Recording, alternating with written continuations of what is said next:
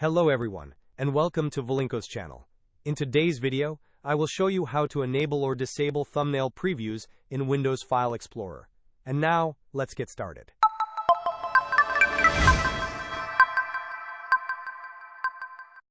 To manage thumbnail previews in Windows, the first step is to open File Explorer.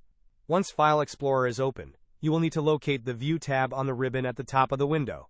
Within the View tab, you will find various options for how your files and folders are displayed. Depending on your chosen view, such as extra large icons, or medium icons, you will see thumbnail previews appear.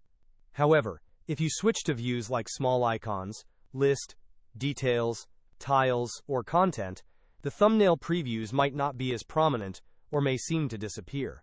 This is because these views prioritize other display information over visual thumbnails. To ensure you can see your thumbnail previews, select a view option that supports them. Hope this was helpful.